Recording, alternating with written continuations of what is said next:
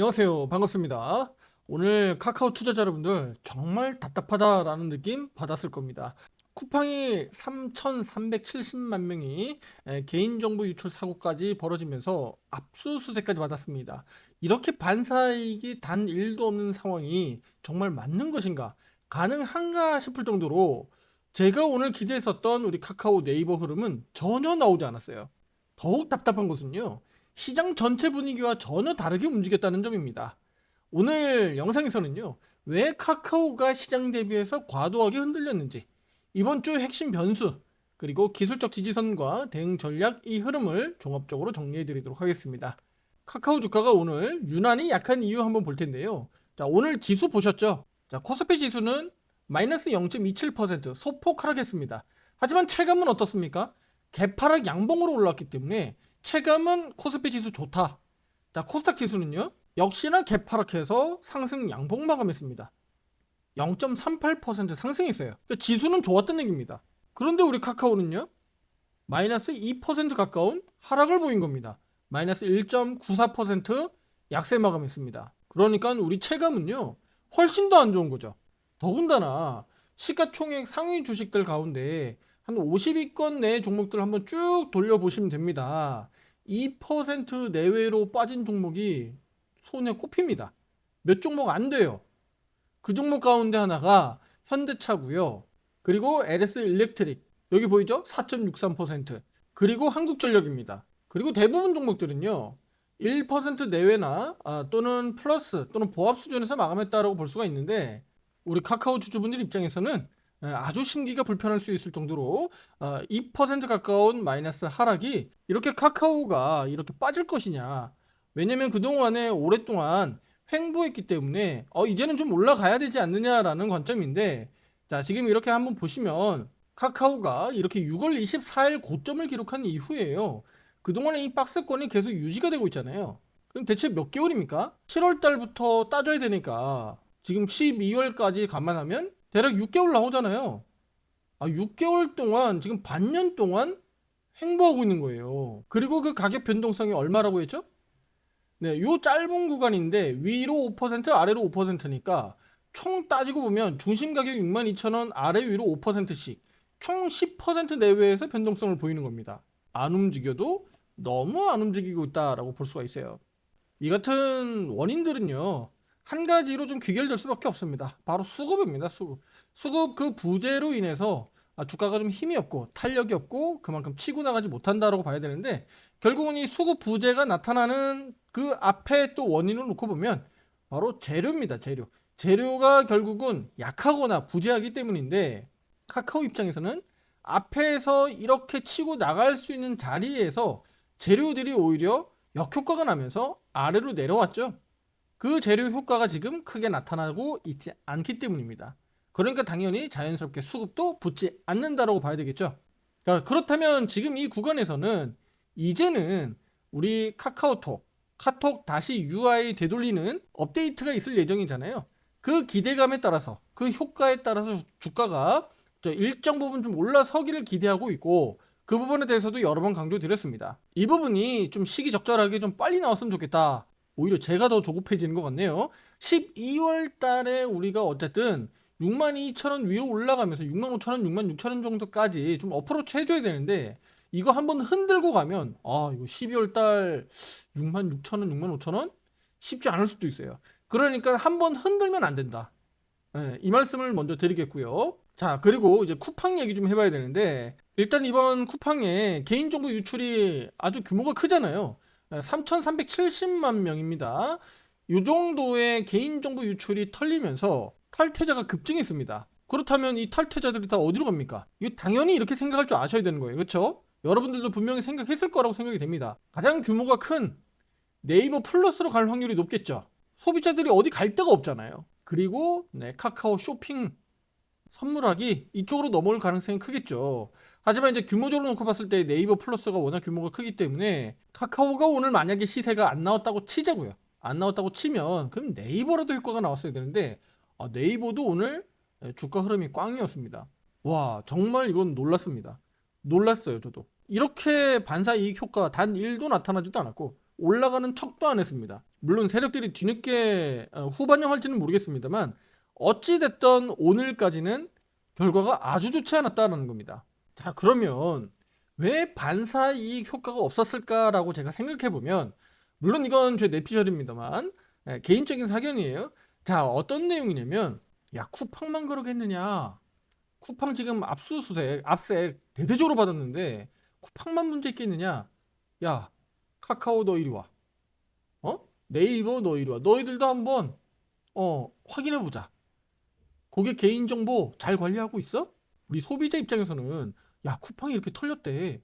그럼 우리 카카오로 가면 되지. 네이버로 가면 되지. 저기 중국 테무로 가지는 않을 거 아니겠습니까? 아니, 그래서 제가 하는 말씀은 이렇게 넘어가면 그냥 되는 게 아니라 정부나 이런 금융 담당자들은 이걸 검토할 거란 말이에요. 그냥 얼렁뚱땅 넘어갈 게 아니라, 야, 이거 쿠팡만 문제가 아니라 너희들 다 문제가 있을 것 같아. 너희들 유통 공룡들, 커머스 관련 사업자들 개인정보 어떻게 관리하느냐, 검수 대상 아닌가, 저는 이렇게 보고 있는 겁니다. 그러니까 무슨 얘기냐면, 쿠팡에 대한 반사이익 효과를 누려야 되는 기업들이 반사이익을 못 누리는 것은 지금 뒤에서 발발발 좀 떨고 있는 느낌? 그 정도로 저는 생각해 봤습니다. 그래서 당장은 반사이익 효과보다는 조금 더 눈치 보면서 이 사태가 얼른 조용히 넘어가길 기다리는 게 아닌가. 그리고 실제로 네이버 플러스 또는 카카오 쇼핑 또는 선물하기 쪽으로 얼마나 그 효과가 나타났는지 한 달 뒤라든가 또는 두 달 뒤라든가 이런 데이터들이 좀 집계돼야 좀 후반영 되지 않을까, 이렇게 생각해 봅니다. 네. 아마 이게 논리적으로 합리적으로 좀 맞을지는 모르겠습니다만 요 뒤늦게 나중에 이제 뉴스 기사화로 실제로 쿠팡 이탈자들이 얼마나 많이 이 네이버 플러스라든가 카카오 쇼핑 쪽에서 좀 효과가 나타났는지는 나중에 이거 분명히 이슈가 될 수 있거든요. 이거 한번 체크해보고 그때 당시 주가가 얼마나 후반영될 수 있는지를 한번 체크해보도록 할게요. 지금 단계는 그냥 제 생각 위주의, 제 관점 위주의 제 전망이니까 그냥 참고만 하시면 되겠고요. 자, 이제 더 중요한 거 가겠습니다. 자, 이번 주에 투자 여러분들 아시다시피 12월 달 가장 큰 이벤트가 바로 11일 날 있습니다. 우리 또 국내 선물 옵션 시장에서도 마찬가지죠. 선물 옵션 동시만길 3분기마다 분기마다 찾아오는 선물 옵션 동시만길이 11일 날 또 목요일 날 있고요. 또 미국 FOMC회에서 금리 결정이 또 목요일 날 있습니다. 앞에서 말씀을 드렸지만 한 번 더 강조드리고 가는 겁니다. 그런데 그 전에 바로 내일이 수요일이잖아요. 그러다 보니까 미국뿐만 아니라 우리 한국 시장으로도 좀 냉기가 좀 빨리 찾아오지 않을까, 이런 약간 걱정 같은 게 좀 있습니다. 왜냐면 오늘 시장도 약간 불안했거든요. 그리고 금요일 날, 우리 한국 날짜입니다. 금요일 날 또 아침 7시에는 브로드컴 실적 발표도 있습니다.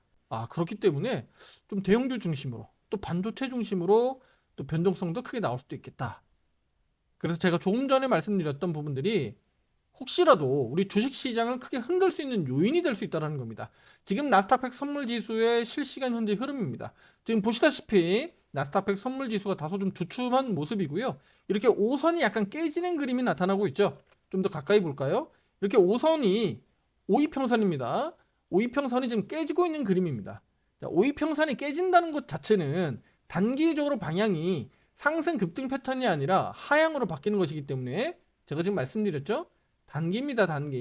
단기적으로 이렇게 하향으로 바뀌는 거기 때문에 당장 내일 수요일 그리고 목요일 이쪽으로 가면서 우리 미국 시장이 이렇게 한번 흔들리게 되면 한국 시장도 이런 이벤트 효과 때문에 좀 역효과로 흔들릴 수 있다, 이렇게 보시면 되겠고요. 이렇게 올라오는 과정에서 좀 버겁게 힘들게 올라왔잖아요. 이 상단 저항에 걸리고 있는 거거든요. 앞에서는 이 지지 기반이었다면 지금은 바뀌어서 저항으로 바뀌었다. 그렇다면 나스닥100 선물지수 기준으로 한번 세게 흔들리게 되면 약 25,300포인트 지지력 테스트하러 내려올 수 있는데, 이 구간은 바로 22평 지지선까지 같이 겹쳐있는 구간이기 때문에 언제든지 이 구간 한번 테스트하러 내려올 수도 있다는 겁니다. 왜냐면 지금 5선이 깨지고 있기 때문이에요. 그렇다면 나스닥100 선물지수 기준으로는 대략 한 마이너스 한 1.5% 내외 정도가 될 겁니다. 이 정도 변동성은 하방이 좀 크게 나올 때 언제든지 나오거든요. 그래서 25,300포인트 지지력 확보가 이번 주에 나타날 수 있을지, 또 이렇게 크게 한번 흔들리는지를 체크해 볼 필요가 있겠고요. 자, 그렇다면 이렇게 시장이 흔들리다 보면 우리 카카오 주가도 흔들릴 수밖에 없잖아요. 그쵸? 그리고 딱 62,000원 저항까지 확인하고 오늘 밀려 내려왔기 때문에 이 흔들림이 다소 좀 거칠게 나올 수 있다. 여기서 그럼 중요한 것은 카카오가 시장이 이렇게 흔들릴 때 오히려 방어적 역할을 할 수 있느냐 이겁니다. 관건은 기술적 지지선 유지 여부가 중요한데요. 지금부터 그래서 기술적 분석 바로 보도록 하겠습니다. 카카오는 지금 계단식 상승을 보이고 있다라고 말씀드렸고, 어제 영상 꼭 참고해 주세요. 어제 두 가지 방향성에 대해서 강조드렸는데, 자 바로 이렇게 세게 일시적으로 한 방에 치고 나갈 수 있느냐. 그럼 나갔을 때 65,000원, 66,000원 가격까지 우리가 기대해보자. 그리고 실제로 12월달 요거 가격 기대해보자라고 말씀드렸고, 대신에 빨리 올라가게 되면 한 번씩 내려올 수도 있고 또는 횡보할 수 있는데, 빨리 올라갔을 때 우리가 여기 저항 구간들 확인할 필요가 있다라고 말씀을 드렸어요. 근데 지금 이렇게 방향을 아래로 돌려놓고 가니까 그러면 빨리 가겠다라기보다는 계단식 상승을 유지하면서 올라가고 쉬고 올라가고 쉬고 반복하면서 추세를 이렇게 만들어 가겠다라고 밖에 우리가 해석할 수밖에 없습니다. 자, 하지만 이렇게 등락 과정에서 여러분들 꼭 지켜야 되는 선들이 있습니다. 절대 이탈하면 안 되는 선들이 있는데, 우리 과거에 이런 절대 이탈하면 안 되는 선들을 이탈하고 내려갔을 때 한 번씩 이렇게 언더슈팅 나왔던 거하고 똑같습니다. 첫 번째, 상승 추세선 하단 유지가 돼야 돼요. 자, 제가 요거 잠깐 아까 그렸었는데 바로 추세선이 여기가 될 겁니다. 자, 이게 어디냐면요, 지금 이렇게 올라가고 있는 추세선을 하나 그을 수 있죠. 이렇게 하나 선 그을 수 있거든요. 그런데 그 밑에 하단선을 이렇게 따로 개별적으로 하나 더 그을 수 있는 겁니다. 요것은 이제 장기고 요것은 단기다, 이렇게 보시면 되는 거예요. 그 위로 주가가 올라갈 때 여기 올라가면서 반드시 걸린다라고 말씀드렸고, 하단으로 내려가면 이 역시 반드시 지지선을 보여야 되는 자리다, 이렇게 말씀을 드리는 겁니다. 무슨 얘기 이해되시죠? 네, 가격 이평선으로 보면 22평 정도로 보시면 될 것 같아요. 아시겠죠? 22평선 빨간색 선입니다. 대략 한 6만원 정도로 생각하시면 될 것 같아요. 가격으로 보면 6만원 정도 생각하시면 되는 거예요. 그래서 이번 주 내일 수요일과 해서 주 후반으로 가면서 툭툭 내려오는데 6만원 가격선 그리고 22평선을 잘 지지하는지 요거 한번 체크해 보시면 좋겠고요. 미국 시장에서도 또 한국 시장에서도 일단은 큰 변수가 없어야 됩니다. 크게 급락하면 카카오도 어쩔 수 없어요. 아시겠죠? 네, 그리고 카카오는 아직 확실하지는 않지만 예상하건대 아마도 6만원 정도 이탈하는 과정에서는 화살표 매도 신호가 신규로 발생할 수 있어요. 그 점도 참고하시면 좋겠습니다. 화살표 매매 신호에 대한 대응은 오른쪽 화살표 매매방에서 실시간으로 보고 대응 의견을 드리니까요. 우리 정회원 분들은 화살표 매매방에서 신호를 보고 비중 조절 체크하고 대응하시면 되겠습니다. 혼자 대응하기 어려우신 분들, 실시간 대응을 원하시는 분들은 상담 문의 위에 번호로 문자로 보내주시면 제가 직접 상담 도와드리겠고요. 카카오뿐만 아니라 반도체, 또 2차 전지, 제약바이오 종목들 다양하게 포트폴리오를 구성해서 안정적으로 수익을 만들어가기 위해서 대응하고 있고요. 카카오가 최근같이 약 6개월 동안 가지 못할 때 또 어떤 종목을 매수해야 또 수익을 잘 낼 수 있을지 함께 대응하시고 좋은 결과들을 만들어 가시면 되겠습니다. 자, 이제 마지막으로 결론 말씀드리도록 할게요. 자, 쿠팡 악재는요, 분명히 우리 네카오, 그러니까 카카오하고 네이버 쪽으로 분명히 유리합니다. 다만 이제 수급이 붙지 않아서 주가 반응이 없었다. 나중에 그러면 후 반영이라도 될 수가 있을지 이 부분들 나중에 이제 지켜보도록 하겠고요. 당장 오늘 밤 미국 주식 시장에서 약간 냉기가 불어 들어온다. 근데 그 냉기가 우리 국내 증시에 이르면 내일부터 반영될 수 있기 때문에 내일 주식시장 대응 만전을 기하시길 바라겠습니다. 그리고 시장이 흔들릴 때 네이버도 그렇지만 우리 카카오가 반대로 역방향으로 방어주 형태로 오를 수 있다면 좋겠는데, 그 흐름들도 내일 한번 체크해 보시길 바라겠습니다. 그리고 짧게는 이렇게 올라가는 이 상승 추세대 절대 무너지면 안 된다. 조금 전에 가격 다 말씀을 드렸습니다. 자, 조급함을 버리고 일단은 느리게 가는 형태로 계단식 형태로 올라가고 있는 우리 카카오, 아직은 투자자 여러분들 너무 조급해하거나 내가 너무 급하게 흥분할 필요는 없습니다. 카카오가 분명히 다소 좀 약한 것은 사실입니다. 다른 종목들에 비해서 다소 좀 퍼포먼스가 약하다. 그만큼 수급이 너무 약하다라는 거예요. 따라서 제가 기다리고 있는 이번에 다시 일부 롤백 결정하기로 한 카톡 업데이트 소식이 좀 빨리 좀 나왔으면 좋겠다. 그래야지 카카오가 좀 반응하지 않겠느냐, 이렇게 보고 있습니다. 현재는 오른쪽 화살표 매매방 비중 70% 그대로 유지하고 있다라고 말씀을 드리겠고요. 큰 틀에서는 단장기 평선들이 모여 있는 상태에서 아직은 뭐 방향을 알을 꺾었다라고 보기는 어렵고요. 여전히 위 또는 횡보 갈림길에 서 있다. 지금은 변곡점에 다다라 있다. 이렇게 해석하시는 게 맞겠습니다. 따라서 이번 주 후반으로 가면서 변동성이 위든 아래든 방향성이 좀 나올 수 있으니까 그 점을 주목하시고 대응에 만전을 기하시길 바라겠습니다. 구독, 좋아요, 알림 설정 잊지 마시고요. 다음 영상에서 더 좋은 내용으로 찾아뵙도록 하겠습니다. 감사합니다.